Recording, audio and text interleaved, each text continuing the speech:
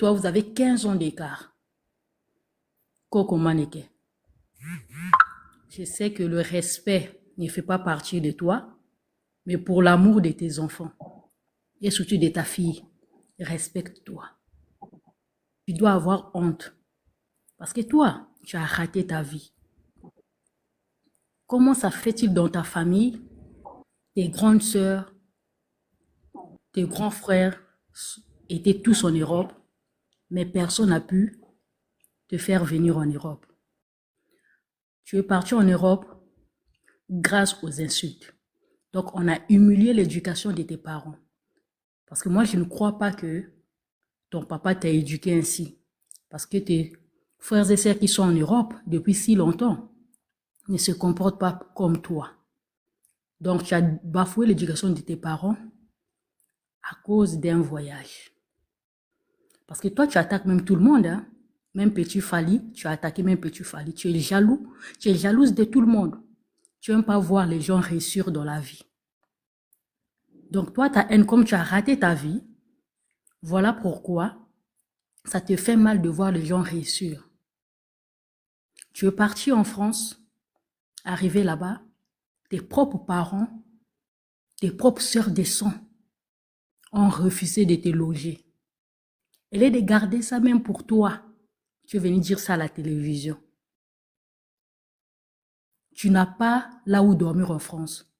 Ça veut dire que toi, maman aussi peut t'embaucher, peut te nourrir, peut nourrir tes enfants, peut tout te faire. À l'âge de maman aussi, tu étais dans les Nganda, tu étais en train de te faire baiser par n'importe qui, sous la drogue. Tu devais avoir honte de t'asseoir et venir parler de ta jeune sœur. Parce que non, toi tu n'aimais pas ça, tu es sa tata, hein? Tu es sa tata. Parce que 15 ans d'écart, c'est beaucoup d'elle. Tu viens t'asseoir, parler de ta nièce, sans honte, celle qui a reçu dans tous les plans. Premier plan, éducation. Deuxième plan, les études. Troisième plan, mariage. Ça veut dire que tu as échoué côté éducation, tu as échoué côté études, tu as échoué même côté mariage parce que tu n'as pas pu saisir titre qui est venu à moins de 25 ans. On l'a mariée à moins de 25 ans jusqu'à aujourd'hui. Elle a pu faire asseoir son foyer. Normalement, toi, parce que toi, tu dis que tu es Congo, non? Tu es Kimbangu. C'est ta sœur au Congo, là. Tu allais t'asseoir, tu allais être fière d'elle. Mais comme tu as animé de l'esprit de la jalousie, voilà pourquoi tu viens déverser ta haine sur elle. Mais moi, je t'avais dit, tant que tu continueras à manquer du respect à cette dame qui ne t'a rien fait, tant que tu continueras à manquer du respect à la femme du patron de ton ex-copain, qui est grâce à lui que tu as un nom. Parce que si tu n'étais pas la copine de Babia, si tu n'avais pas eu des enfants avec lui, personne n'allait te connaître. Parce que tu t'attaches au nom de Babia pour venir faire ta foutaise. Si un jour tu as eu à manger l'argent de Kofi et que tu ne demandes pas pardon à Kofi pour tout ce que tu dis à son nom et au nom de sa femme, aucun de tes enfants réussiront. Ça, c'est deux. Ça, c'est un. Deuxièmement, merci de nous confirmer que Miliabel, Koko Yakala Miliabel, a l'équipe Maman Sinakota Mibali. Merci. Parce que on ne cesse de le dire depuis que cette histoire a commencé que Koko Yakala Miliabel, côté Mibali, en tout cas, palmarès CV, à l'équipe Naï Maman Si. Parce que elle était pour elle une fille de joie. Elle n'était pas une chanteuse. Elle était, comme on dit en Afrique de l'Ouest, elle était griot. Parce que les griots, ce sont des gens que les gens riches appellent au moment du malheur ou bien du moment du bonheur pour venir animer une cérémonie de retrait de deuil ou bien une cérémonie de joie. Elle est une griot. Donc les hommes l'appellent pour qu'elle vienne faire son spectacle de la nudité. Après, à la fin, elle finit par des partous. Là, on te le concède. Là, pourquoi? Depuis qu'elle a commencé avec son homme, qu'il a marié, jusqu'aujourd'hui, ils sont ensemble. C'est le contraire de même Agoda et de toi, Maneke, parce que vous êtes des oiseaux des mêmes plumes. Vous n'avez pas pu garder vos hommes. Voilà pourquoi vous partez d'homme à homme. Comme au moment-ci n'est pas de votre catégorie, vous voulez mettre en elle le complexe d'avoir plusieurs hommes qui fait pour en vouloir faire croire que en ayant plusieurs relations sexuelles dans la vie, fait d'une femme une vraie femme. Non, non, non, non, non. Avoir plusieurs relations sexuelles de la vie fait d'une une femme insensée. Et surtout une femme qui a été mariée, qui a été mise dans une maison. Donc, vous n'allez pas mettre ce complexe-là sur ce moment-ci. Parce que la manière dont vous êtes, la manière dont vous faites cette publicité, vous allez gâter nos petites sœurs, les rebaux qui viennent après, en se disant que non, là, pour te reconnaître que tu es une vraie femme, une belle femme, une bonne chanteuse, tu dois aller d'homme en homme, tu dois coucher avec tout le monde, tu dois être un objet sexuel d'homme pour qu'on puisse te reconnaître. Mais désolé, Maman-Si n'est pas des... Maman-Si, c'est la même classe que les Beyoncé. Tu vois, non? Elle est queen, elle est de la même classe que Beyoncé. Elle est venue, elle a eu son travail, son patron est tombé amoureux d'elle, elle s'est mariée, elle est casée. Beyoncé, c'est la même chose. Beyoncé n'est pas vilaine, comme vous êtes tous complexés de la peau blanche. Beyoncé, elle est métisse, elle est très belle. Mais son CV sexuel est très limité. On ne sait même pas si elle a un ex ou pas. Mais si elle en a trop, ça peut être seulement un. Mais elle est là, elle est la queen, elle est belle, elle est mariée. On appelle ça l'éducation sexuelle. Ou écarter depuis à n'importe quel homme, ça ne fait pas d'une femme une femme belle. Ça fait d'une femme une femme légère. Parce que tout le monde couche avec toi. Tout le monde connaît ton slip, tout le monde connaît ton bas. Tout le monde sait comment tu fonctionnes. Donc pour ça, vous n'allez pas mettre faire séparer cette dame-là avec son mari. Vraiment, vous avez mal calculé le moment. Il fallait faire ça au début de leur relation. Là, maman, même morale, même goût, même délire, même façon de penser. Les vrais âmes sœurs, vous ne pourrez rien faire. Les deux là vont se séparer, c'est la mort qui va séparer, c'est la mort qui va séparer les deux là. Ne vous fatiguez pas. Maman-Si, elle a été faite par Dieu pour Kofi, pas pour un autre homme. Mais non, carrière musicale. Moi, en tout cas, vu naturel, je suis désolée. Je ne vois pas la grandeur de Billy Abel par rapport à sa carrière musicale. Sa carrière sexuelle, chapeau, il n'y a pas femme pour elle. Elle a son trophée. Mais sa carrière musicale, excusez-moi, je ne respecte pas sa carrière musicale parce qu'elle n'a jamais fait de carrière musicale. Donnez-moi une salle mythique qu'elle a déjà jouée. Elle avait dit si c'est 36 ou si c'est 40 ans de carrière avec des stages. Elle n'a pas eu, parce que nous, quand on dit Kofi, 45 ans de succès 45 ans de carrière avec succès, s'il vous plaît. On ne dit pas 40 ans de carrière avec des stages. Elle a fait des stages de combien d'années? Elle a fait pause de combien d'années? Kofi n'a jamais fait de pause. Maman-Si, depuis qu'elle est sortie, depuis 2008, on ne prend pas du côté de Cool Maoto, on prend depuis qu'elle est venue chez Kofi. Et depuis la sortie de l'album en 2008 jusqu'à aujourd'hui, elle n'a pas eu de stage. Maneke, tu dis que ça la concert Kofi Azala à côté, mais va voir Cindy chante Kofi. Va voir, elle a des concerts seuls. Elle a des concerts seuls. Tu dis qu'elle est interprète, Miliabel, Oui. elle est chanteuse. De toutes les façons, tu ne sais pas ce que tu es en train de dire. Tu es en train de dire la même chose. Parce que une interprète, c'est une chanteuse, tu ne peux pas interpréter tu ne peux pas interpréter si tu ne sais pas chanter. Et Miliabel, que tu considères comme chanteuse, si tu me disais même que Miliabel est artiste, Maman, si elle est chanteuse, déjà, tu ne sais pas ce que tu es en train de dire. Tu es en train de rien, tu es en train de dire rien. Rien du tout. Il n'y a que des idiotes et des idiots qui ne comprennent pas le français, qui vont croire que tu as dit quelque chose d'intéressant. Tu n'as pas dit quelque chose d'intéressant. Il n'y a que des chanteurs et des chanteuses qui interprètent. Si tu n'es pas chanteur, tu ne peux pas interpréter. Inos, puis quand il a gagné son trophée, c'est parce qu'il était chanteur, il interprétait, et puis il a gagné son trophée. Tu ne peux pas, moi qui ne sais pas chanter, je vais interpréter. Il n'y a que des chanteurs et des chanteuses qui peuvent interpréter. Maintenant, déjà, tu ne vas pas me dire que Maman Si n'est pas artiste, Miliabel est artiste. Miliabel n'a jamais écrit une chanson, n'a jamais joué à la guitare, parce qu'une artiste, ou bien un artiste, c'est celui-là qui a l'art en lui. Ça veut dire qu'il joue les instruments, qui écrit, qui a étudié la musique. Maman Si, elle est artiste parce qu'elle a étudié la musique. Elle chante très bien, la plus belle voix de l'Afrique en ce moment. Écrire, elle n'est pas analphabète. Elle peut écrire, c'est parce qu'elle est venue se croiser. Elle a eu la grâce que Dieu lui a mis à côté de quelqu'un qui sait déjà écrire. Tu ne vas pas te fatiguer. C'est parce que tu ne t'es jamais marié, Maneke. C'est parce que tu n'as jamais vécu cette complicité dans le mariage.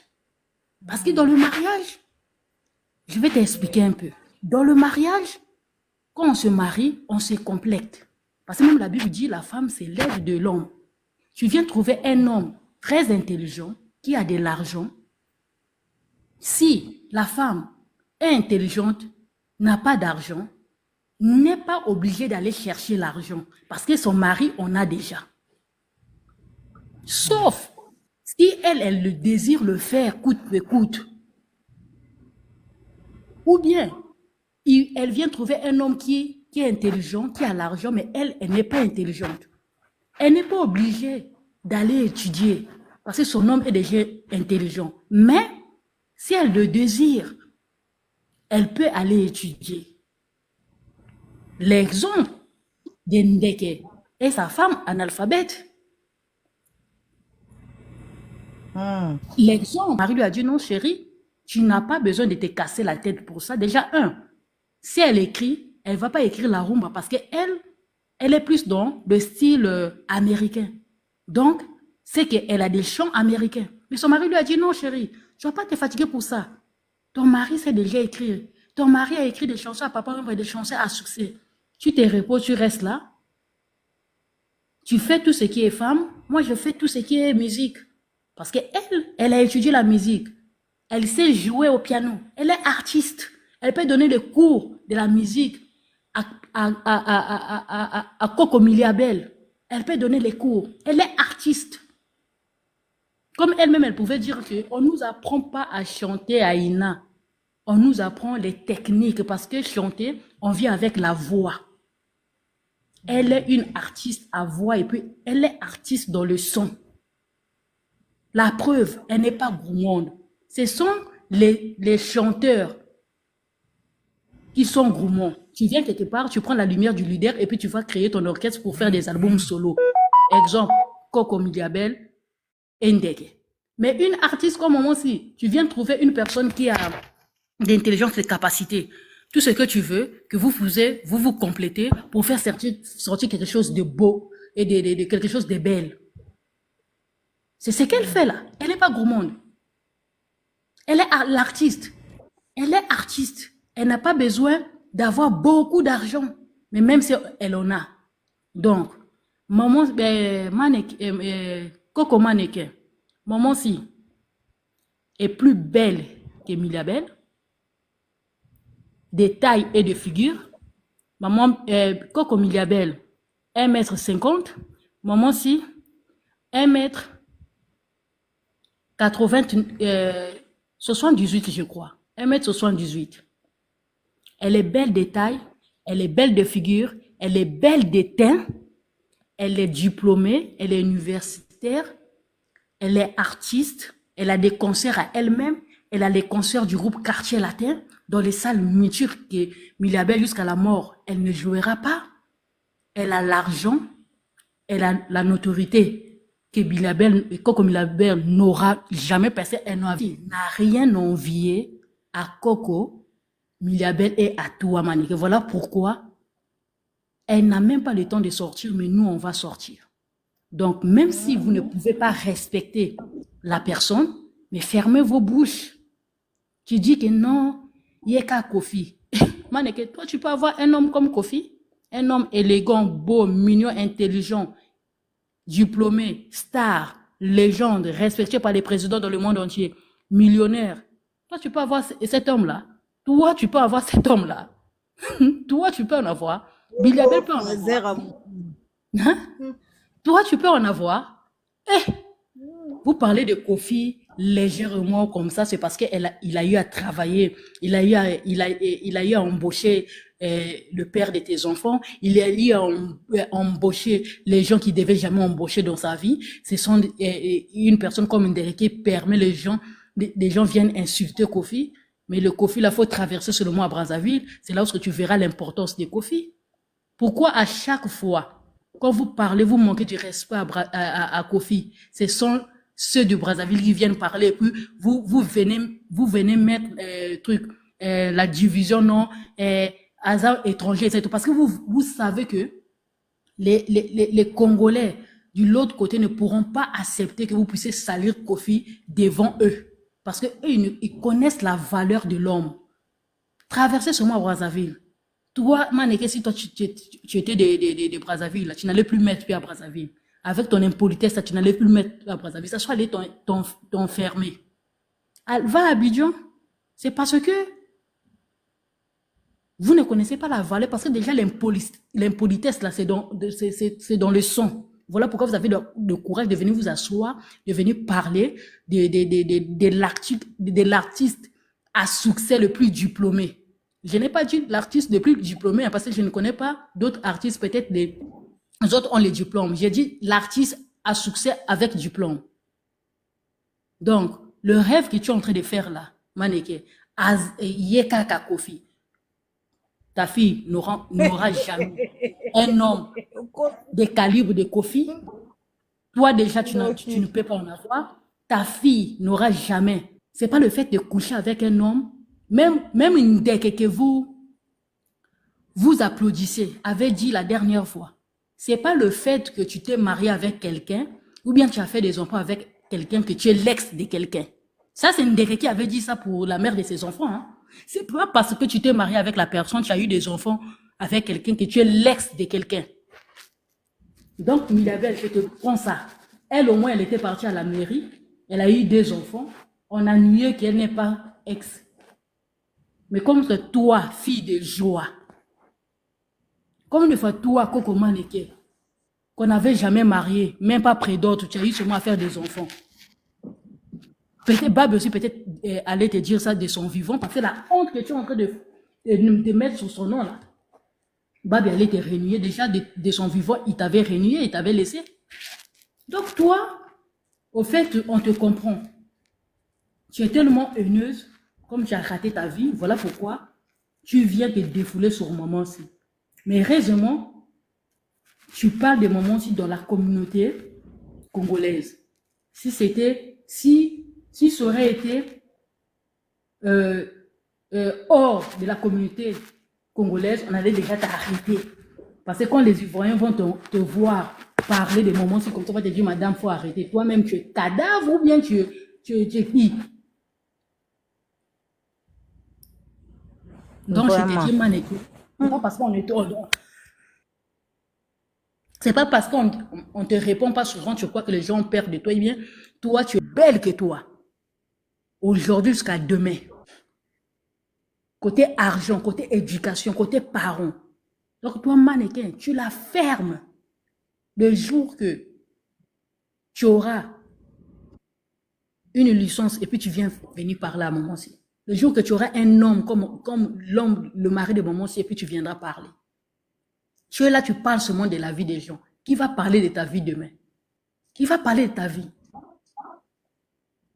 Maneke et Coco Maneke, Coco Milabel, vous êtes les oiseaux du même plumage. Voilà pourquoi vous vous soutenez. Aucune de vous ne peut se tenir debout devant Momonsi. Côté charisme, côté charme, côté politesse, côté intelligence, côté éloquence, côté mariage, côté l'argent. Ça veut dire que Momonsi a reçu sa vie dans tous les domaines de sa vie, dans tous les plans. Donc tu n'as rien à nous dire. Tu n'as rien à nous dire. Il n'y a que des idiotes et les idiots qui vous applaudissent. Sinon, des gens sensés ne peuvent même pas venir s'asseoir et vous écouter. Parce que cette dame que vous êtes en train de parler là, elle n'a jamais manqué du respect à quelqu'un dans ce pays. Elle n'a jamais piqué des gens indirectement ou bien directement. Elle n'a jamais... Elle ne fait jamais les matalana. Parce que si toi, Koko Mili, à Belbé, Koko Maneke, vous avez eu la grâce d'avoir les biens des moments ici, personne n'allait respirer sur les réseaux sociaux ici. Chaque jour, vidéo, montée, cuisine, tout. Même la plupart même des vidéos que vous voyez, c'est son mari qui poste ça même sur son compte. Elle n'est pas dans ça. Elle est ferrée en féminin. Une vraie Congo. Elle est ferrée en féminin. Elle n'est pas dans les trucs des Matalana. Si elle n'était pas artiste, personne n'allait la connaître comme la femme de ferrée comme ça. Là. Personne n'allait la connaître.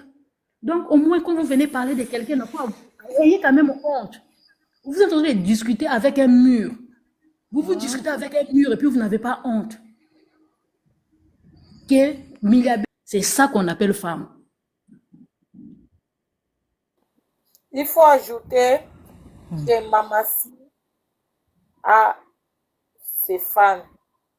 Ba fans bazo porter kombo na ye mama wana o ba olinga boko miseso kinini. O azo ya ko swanisa batu mama Musendi wana Mpilabel n'a pas de fans qui portent son nom. 43 ans de carrière sans fans, c'est zéro. Mamassi vingtaine années de carrière avec les fans qui portent ce nom. Alors, il n'y a pas match, il n'y a pas photo. Laissez Mamassi tranquille. Elle est plus que vous tous parce que c'est une fille de caractère, c'est une fille de discipline. Elle n'est pas comme vous. Hein? Même Bilabel, on a pas comment douter dans les gens de nos mamans. En tout cas, tu as raison. Hein? Comment douter avec les gens de Nayo? 43 ans de carrière sans fans. Eh! Peba carrière en haut ba délestage. Sia Mamassi de makambuya ya Mamassi de Mamassi l'équibino. Mamassi est plus que vous tous parce que c'est une couple qui travaille, hein, ce sont des travailleurs, des bosseurs, vous savez. Elle passe d'ici, elle passe d'ici, elle voyage ici. Ce n'est pas voyager pour partir dans les lits des hommes riches, non. Ye mama Mungusu wana soi-disant manike yo sali carrière à ma fille na vie. O sali carrière à ko critiquer batu na vie. Mama Mungusu. Yo carrière no yango wana carrière no YouTube ya koyaka na banzoto ya batu. Kingani asala kiboyo yeba batu tina bakaleso na bango. Nde yo yebi. Yo yebi batu banda na suki ti na manzaka tina kati ya kaleso soutien bazolata yo yebi batu nyonso bongo mama. Vini ni wana. Ndeyo carrière oyo sali yango wana na vie. Mama. Manike toko peso succès yango zoluka ngo succès wana ya matalana o binu boyaka osela biso naza star naza soki nani chroniqueuse chronifuati ya fuati ya fuata la penza. Ya nye ya sola mbua. Toko peso succès yango pa yo kwa ozoluka ngo yo. OK? Yo carrière na yo ndenge olasaka éducation na yo loba kobatela abano yo batela abano te yo batela abana te yaya obatela abana te soko batela abana ndo sala musala oyo zo sala te to tapoter la famille to tapoter pardon soki vando ozaki pa mama o abatela abana ndo sala musala o sala te ndelo sala ango te olinga ko nzima kutu na poto yango okombola ta kokombola mbongo wana banu balia banu bazala sauver yaya lelo ko beta libako kwei bana na oyo lesaka baza ba âge ya 30 ba osuka api parce que banu basala eloko te ata so ozoyekolisa mona miziki tinda epasala métier tinda bana basala métier bana bako vivre na nzoto mibali ka te bako vivre na vie matolo neti yo mama te bako vivre ka na nzoto na vie bisenga senga te po bana balandaka o biso ba parents to pesa bango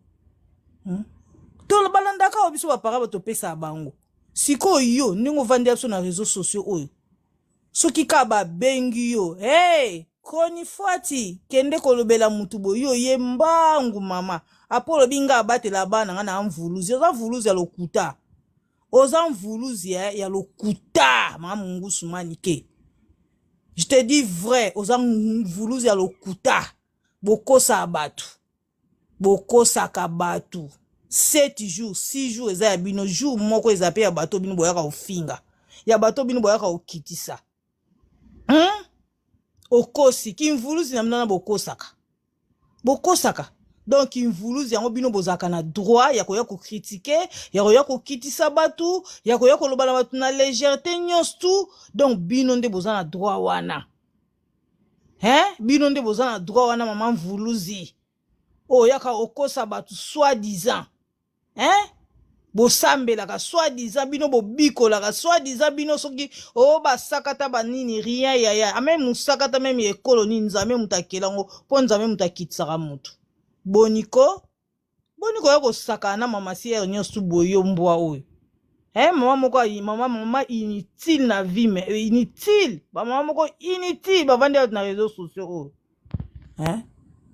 oloko nini yo soko apportele bana na yo na réseaux sociaux yako bino te boyaka ofinga mutu azoyebisa bino te kekeye kosala mosala na yo moko ndimi mosala na vi na yo mukoli kambo ekozwa yo oyokanga bato mosusu bandoki awa oyokanga mutu bato mosusu bandoki kofelo nde obokanga ndoki bobosanaki ayemba bakuku ayemba bangobila bafuta droit moto ozoyemba lelo na bana mike bazobeta lelo bazobina yango ayemba o na neni ayemba o na neni bafuta drum oyo yango mutu ezolesa ye ti lelo la famille ata bino moko kaka yo wana bokanga ndoki azolia na musala na ye kitoko yaya bokomela bakisa depression bino penda ba haine wana efe bima po bino nde bozana tosi tokanga bino bandoki ya moi yo na mambila bele bandoki ya moi boloki na se bino na babubulu basule kauka yo saka musano makasi papa sa musano yo libane yo loko ye po bomela biso miziki yo loko ye yo nde yo bomela biso kitire na biso yo sule kauka keba ka ndenge otindaka bato nwana ka nde bokabola bambongo na bino wana yaya bokabola mpe bambongo bandosomba bakisi bamelaka boyokanga mutu ndoki awa te po bango moko wana bamama mbikudi bango moko wana bavuluzi bango moko wana ngai na protégeaka bana nga tu protèges pas tes enfants très mal élevé très mal éduqué toi-même mama mungusu très mal éduqué game quel game makambo ni ekendaka bongo elo oni balataka elo oni esilaka te yaya yo oza yaya mosika mama kuta kobota mama si na biso na âge à 11 ans bana nga la régla na âge à 11 ans nga donc na 11 ans na so nazwaka zemi mpe na ninga na bota na ninga na bota siko yo poko obota ti mama siti okotike kimia te yo pende olapa ko koloba koma mama siti na okomprendre nde ozongela koma mama siti na munoko no wana nazo comprendre ndenge ozongela koma mama si na munoko ne yo penda so ozaki vraie femme penda vrai mwasi vrai mvuluzi ndotanga koma mama si te ndotanga koma mama si te oningo kovanda penda oyobi te mwasi oko pana nga azalaka eloko te na otange te kombo tel na bandotanga yango lisu te mpo nga na danger mais soki ozoyaka na actualité oyo esengi kaka baolomi de seki oza eloko te mama wana nzala ya sa yango olia te sa yango ozwa $50 ya plateau te oza vraiment na nzala po vrai mutu penza ya mutu penza aloba te bato wana so makambo na bango bobenganga te bobenganga makambo mosusu soki ya bato ya likolo bato baza likolo penza na some bobenga na ekoloba so ya bango mibale na oloba te po pa na ngai ma mungusu manike naza na danger na mvuluzi na kolobela kofolo mide na mamasi te o etangami kombo ya olomide o etangami bato nyonso baleka na sima kofolo mide so otangi bango te yaya na ndimo za fo evuluzi tika na mamasi tika mamasi penza apekisa na kombo ni na Kishasa mozo yoka to ye na poto zongeli oye na poto zongeli yaya Omonde poto ya pasi ya nzala poto za pasi you know yoki pasi ya poto ten yo la pasi zela oyoka banga koya batu misusu bazaka na posa koya koyoka makambo yo zoluba me so bamoni kaka elongi na yo kaka elongi wana ezobangisa elongi na ezobangisa bato tala nani munoko tala nani bambebo ya se wana on dirait pola on dirait ndenge nini on sait pas yango yo likambo nini ozwa na mama si asala yo nini aboma yo nani mama manike non donc bino babana kolinga kaka vie na biso mopao azalaka kaka bongo azalaka kaka ndenge wana kaka boyaka yo obosani ba 500 euros ovie na biso mopao babana kopesa yo combien de mbongo yo ozwa kote ya vie mopao nyonso to wana obosana aza na raison ya koloba boza baingra bino nyonso me oyo alia mbongo ya vie na biso mopao soki olia ata 1 euro te 1 franc te ozala na problème te mais soki olia na ndenge bino bozofinga ye nzambe aza na likolo nzambe azotala bino yo manike ndi oza wana awa tosala featuring na mopao na volume 1 volume 2 nani à part Gaz Mawete l'autre là c'est qui il parle pas beaucoup les garçons les messieurs c'est qui kombo nini kombo ekiminga Gisèle Bombaka kaniselanga nini featuring na mopao wana na nini na biso na Platinum volume 1 volume 2 Gali Garvey. Gali Garvey c'est un bon chanteur na lobelakai qui parle de Gali Garvey mais ça les autres débris c'est un bon chanteur très bon chanteur même aza chanteur au sakana te Mama Ziza faire auta ese Lubumbashi abimisa pe mwana moko bopa oyemba ba talentueux baze ebele mais ni kokota na industrie otika mama si afana neka na maboka mobali na ye so epele o mobali na zata bia tika ne musique tiki na ye alingi te bosakana ne loka mama na ye bosakana nzoto na bozo benergie abandi na pa Kofi elle avait 20 ans sur 21 ans si nenga comme na âge comme na carrière nyonso ngo carrière ezalani quand tu pars au travail ozo sala mbongo ezo kota yango na carrière ebino kasi carrière ezani mais non là où mama si c'est pas pas azana na bango carrière eza album ou bien carrière solo carrière bon maman bana de sa chanson carrière ni basali maman de sa chanson 200 chansons il y a monde de ténèbres ou bien 200 chansons à 200 chansons kala mingi te mama si akobimisa album na ye akobimisa na ye ata apeka pembe na mobali mama si akoya kobeta awa boy na France akoya kobeta na Paris akobeta ngo kaka na Kofi kaka azalaka nyonso lokwa bazwa basi banyata na mobali na ye yango na bi mama Alice mama Alice bango nyonso basi na bango banyati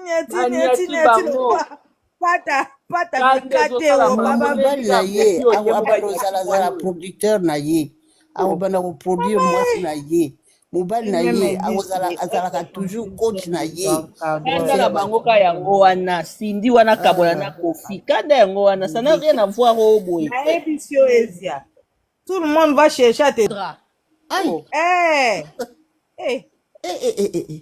ni mama si abanda wana quadra mosusu oyo biso tozo oyo aza na biso te atika mwasi na ye par exemple aya kobeta awa na Paris aya kosala to balap dance bando binela bino botala nzoto mwasi ne bongo. Non. sikoyo mwasi atikala kuna Oye. mobali atikala na Kinshasa. Kwa biloko baaméricain so oza Aba bezo mama tie baconseil Siko, baaméricain bano omona nde kawana matako ezali. Awo bando osalasala kasikala na mobali na ye. Batika ye. Ata bamviaka mwasa moninga yaya yango so yango bomelaka ya mama si so yango bandeko Mama si kaka o abonga na ye, abonga. abonga banda mama. kala. Mobali aza wana non aza mpe travailleur na compagnie na bango azwaka salaire na ye. Boyebi Nabi nzembo tokamata kaka exemple moko boye. Nzembo wana obayembaka olala. Clip wana basala yango wapi? Kasi na kati ya ndako ya mama si. Otala ndako wana. Ndako wana ezalaka ya mama na si. matalana alakisaka bino makambo azosala ezalaka ya ye. tema mabe ya bakongolo na bafamile na biso bandoki oyo mama si fanda oka ndenge okende bongo fanda noka wana kobongelekaka lisusu o mama si aza nango deja toyebi nkombo ya syndic par rapport na Kofi Olomide donc ezala na osindi deja mobimba yaya Ntango mosusu mon fleuri eza ya ye. Mama si vanda na yo mama. eza ya ye mpe awa ezalaka so okedi nini ya baafricain baolobaka biso tomoni ka mama si na Kofi nde balongola so stress nde tolela couple wana yaya mama si vanda na yo yaya otieda lebo na ote o mama Bilabel carrière asali mais réputation mabe mama moto abilisana na mobali na ye bango bakoma na niveau babish yes baby mama oyo akoma ne na kanda tellement babinisa ye balekisa ye na batatami epa babongo kanda wana ndalinga sisango epa nini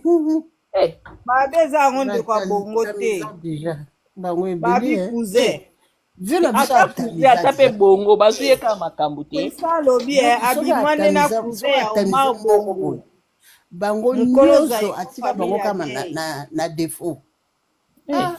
Moto azoyemba banzembo ya bolingo koyeba na problème eza te mazane ya beza bagenda te biso moko tolingaka ye tolingaka kaka bongo bafani na ye komona bango banani o bambili ya belle ya love mama si Maman Aziza, oui Maman Aziza, tu as vu comment est-ce que le général angolais s'est incliné bongo te ana monga musala na ye le général s'est incliné devant maman si. Un général de plus de 60 ans.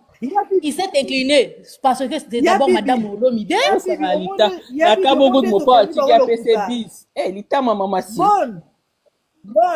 Bon, ya bibi monde tokangi bango lokuta bango babaki o mama si abimana mibali musu lelo nde ekomi nene ekomi babi mobali ne kaka Kofi. Bayebi de bango que maman si a sa femme sans ex. C'est ça la bango monter ma femme là-bas.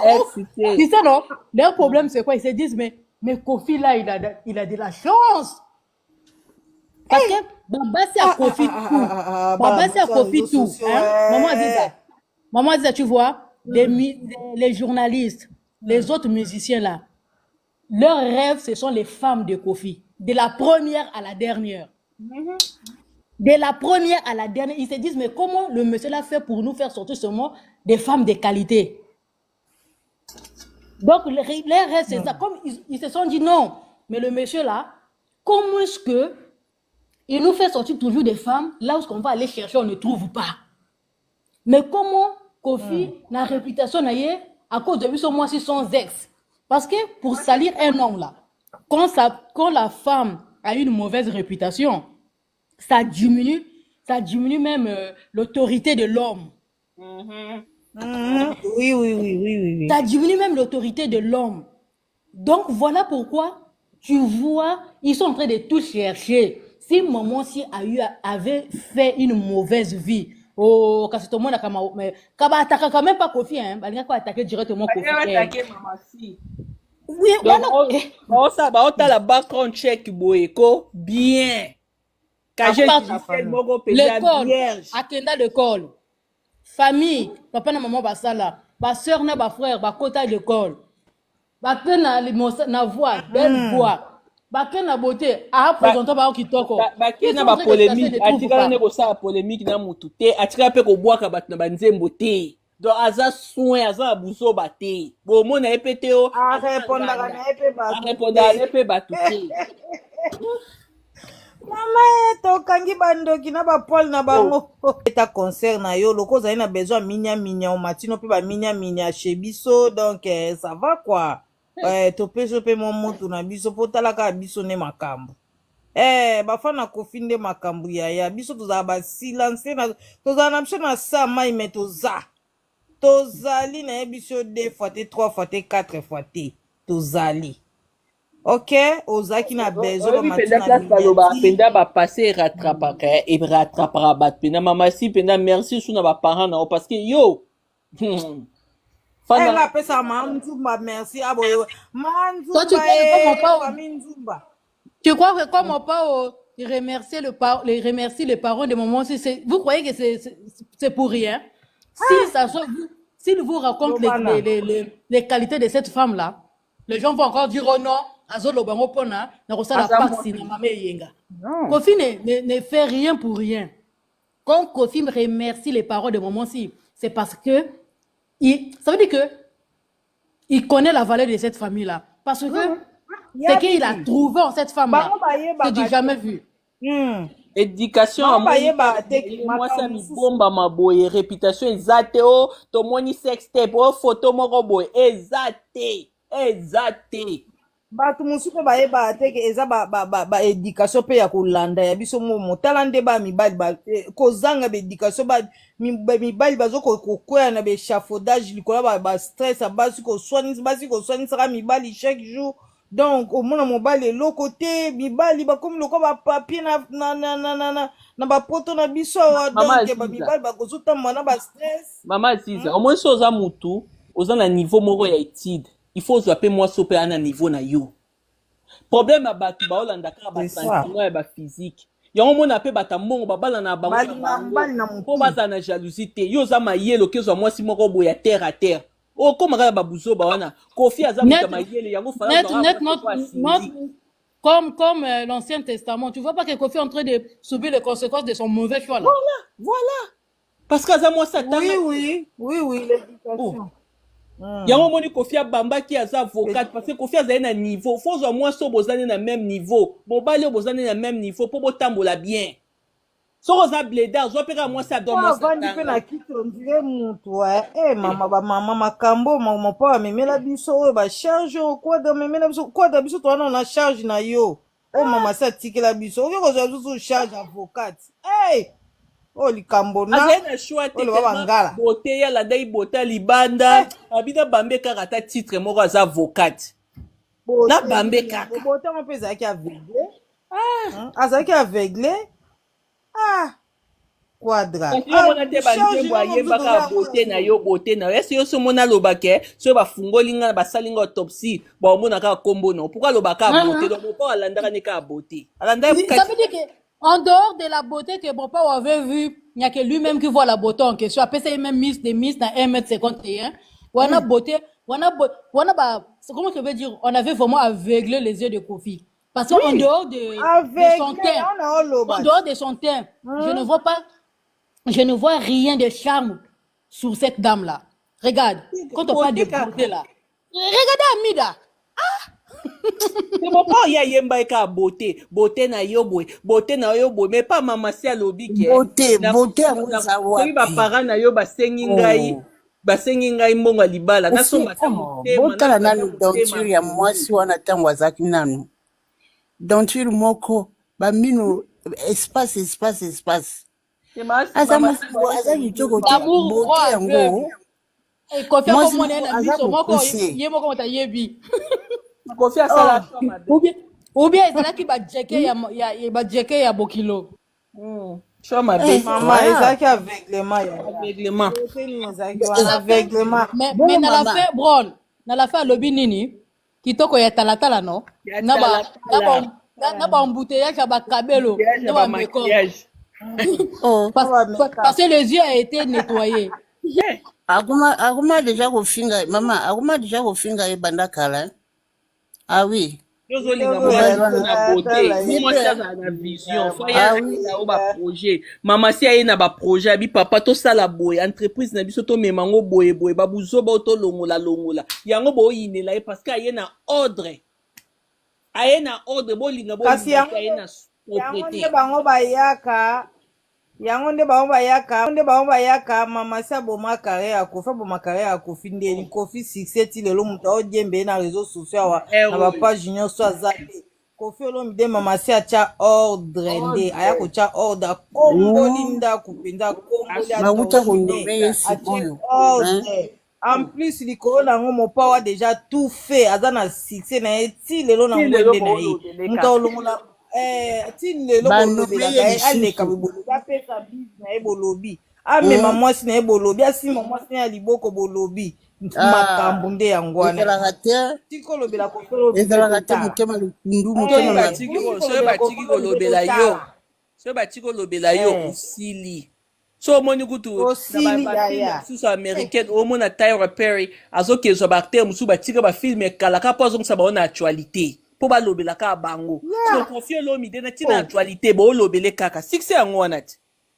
succès yango wana se yango wana pesa nga nalobaka bato bafinga mama si botala ndenge mwana mwasi oyo ndenge atelemi botala taille na ye mais c'est une femme élégante babatela background check na bango bobatela barecord na bino réputation eleki nyonso réputation bokutana na mibali na basi ya baniveau na bino oza na université kutana na mobali no copain okuna na université bozala bien bosatendre bien bongo docteur mopa kochange mabe avocat ta place oyo azoteka biloko na wenze mutu te change nakomisa ta avocat esimbi te soko oza universitaire kobanga koaffronte mwasi universitaire te yaya affronte ye zwa mwasi no moko aza na bagage aza bien aza na mwa sagesse yaya affronte aza na bagage intellectuel sikoyo kozwa basi oyo inga yo mopao mwasi na liboso bakutana nde na université sikoyo oyo lokola mopao azalaki ne kutu moto atangi te alobi tikaka nabambe kaka titre nabambe kaka mwasa matanga te mwasa matanga lelo ye kolukele baproblème po olingo opesa ye titre moko boye kutu eza ata eloko kati na ye te mama si batika obomema bakoti bango réunion babike yokende kobeta parce que lelo manike aye vraiment kobeta na bakombo na badetail donc lelo mpenza omoni nde toyisaka bino ke objectif ezalaka moko si bavandisi bango bayisaka bango boye il faut frapper très fort mama si po alemba akite quadra bango donc bango yango ka wana eloko mosusu te oyo bango babundaka yango wana mama si azala na balabala akomotya tembe ye alinga baprésident nde abanda kolingaka mibali so bakandaka mama si ye soki balulaka ye toyebaka te de lelo mpenza oyo biso tolobaka na panel oyo yango nde mama na kuna alobi mama oyo ya monoko mongusu wana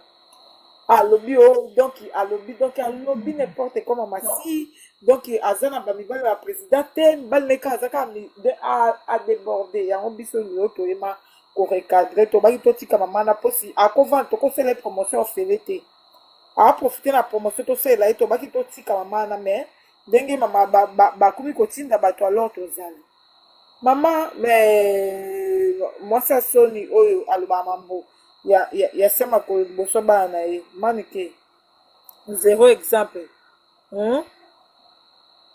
ya voilà donc yango wana vraiment donc zéro exemple ya basi nyonso surtout ya RDC mama batindi yo oui ape dima lebengi yo etindi yo epuis oza na eloko moko ozoyaka nango yo bino bolingi ondire bino bobanda komenaka mopao bato nyonso tu baza pembeni nde bazodefendre ye mopao abengana bato pembeni na ye ozoya nani boye moto akombo kombona nani soki mpe moto alata bilamba vert afingi nani soki ezalaka mwana makele ya soki ezalaka ye awa boye eloko mopao abanda kosimbaka bato na ye te abenganaka bango likolo na bino non à la guerre comme à la guerre mopao kanga matoi kanga misu kolanda na ote na internet ezonga nanu eyinda tia bakozongisa respect kokota likambo te kopinir ata moto moko te likolo ya makambo oyo nde bazomanipule wana. Oh, ifu ba soki ezalaka mwana makelele nde bafingi moto abotela ye bana bofinga bino bofinga niki mingi bakoti bango réunion babike yokende kobeta parce que lelo manike aye vraimen kobeta na bakombo na badetail. Donc lelo mpenza omoni nde toyisaka bino ke objectif ezalaka moko si bavandisi bango bayisaka bango boye il faut frapper très fort mamasi po alemba akite quadra bango. Donc yango bango yango ka wana eloko mosusu te oyo bango babundaka yango wana mamasi azala na balabala akomotia tembe ye alinga baprésident nde abanda kolingaka mibali se bakandaka mamasi ye soki balulaka ye toyebaka te. De lelo mpenza oyo biso tolobaka na panel oyo yango nde mama na kuna alobi mama oyo ya monoko mongusu wana alobi oyo donc alobi n'importe quoi mamasi. Donc aza na bamibali ya président te mibali neka azaka adéborde yango biso lelo toyema korecadre tobaki totika mama na mposi akovanda tokosala promotion ofele te aprofite na promotion tosalela ye tobaki totika mama na mais ndenge mama bakomi kotinda bato alors tozali mama. Mais mwasi ya soni oyo alobaka mambo ya sema koliboso bana na ye manike zéro exemple. Ya voilà donc yango wana vraiment donc zéro exemple ya basi nyonso surtout ya RDC mama batindi yo oui ape dima lebengi yo etindi yo epuis oza na eloko moko ozoyaka nango yo bino bolingi ondire bino bobanda komenaka mopao bato nyonso tu baza pembeni nde bazodefendre ye mopao abengana bato pembeni na ye ozoya nani boye moto akombo kombona nani soki mpe moto alata ya bilamba vert afingi nani soki ezalaka mwana makele yaya soki ezalaka ye awa boye eloko mopao abanda kosimbaka bato na ye te abenganaka bango likolo na bino non à la guerre comme à la guerre. Mopao kanga matoi kanga misu kolanda na ote na internet ezonga nanu eyinga tia bakozongisa respect kokota likambo te kopinir ata moto moko te likolo ya makambo oyo nde bazomanipule wana.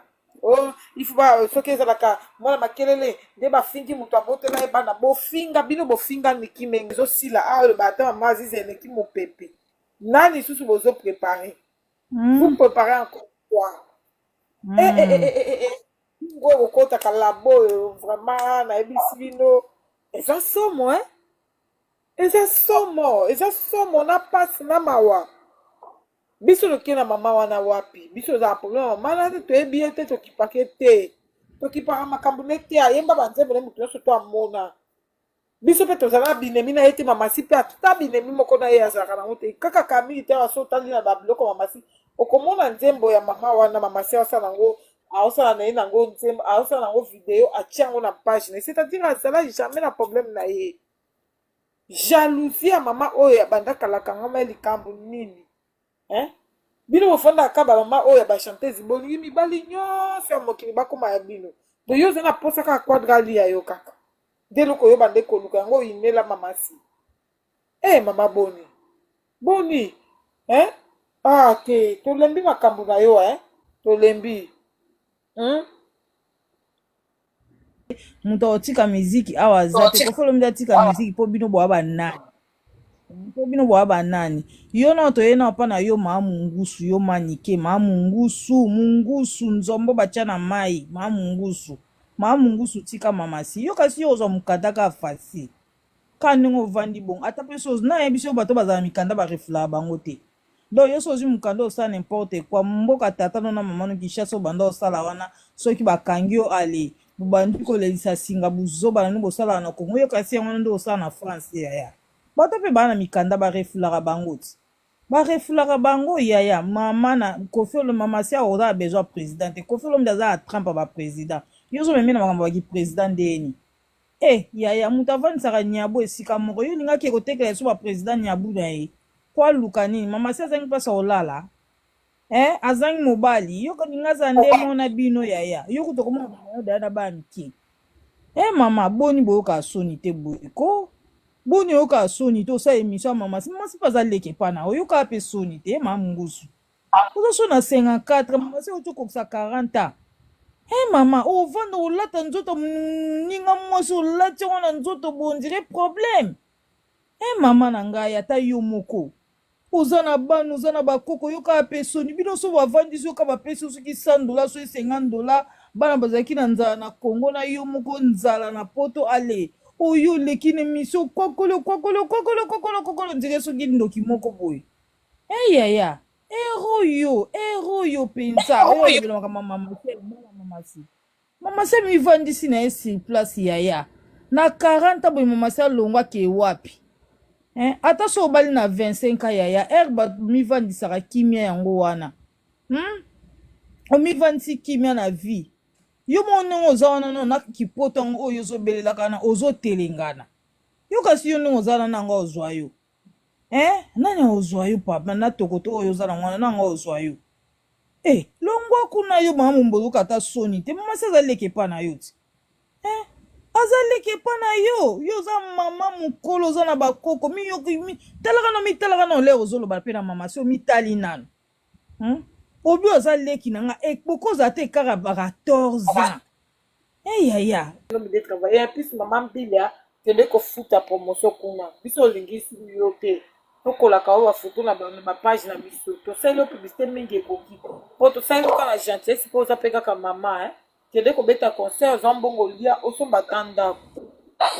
wana mpe biso bakofifi basimbilof nde tosali yo repe wana babenga nini promo wana biso tosali ye promotion koleka vivre naturel obi biso tosali ye promotion koleka po ye kolobisa biso makambo biso toyeba ye mutu na makolo te biso tosali ye promotion donc nde eza bongo azwa mbongo wana oyo akozwa kuna asomba ata ndako ya kolala asomba ndako ya kolala akanisaka biso keno bakofi basindilove baa makasi ta nde basunginga mpo soki biso te mbele moto alingai batasango na yo te soki kobeta obie kobeta te mama bamekonsoso betaka na mona kwa soki okendaki londo okendaki boye okende suisse eyokanaka ata te na tv toyebi te soki ezala obetaka ndenge nini soki ndenge nini pardon mama silamako boni komemisa basumu boye monde communauté on se telemeli vivre naturel vivre naturel tia kokotaka na kare na biso tolobela ye baposte na bapage na biso wapi olingi mamasi bawanda oposte ondenge ozotindikali kiteko ozotindikali tako ozotindikali yo olingai bongo yango wana pozu yango tolapa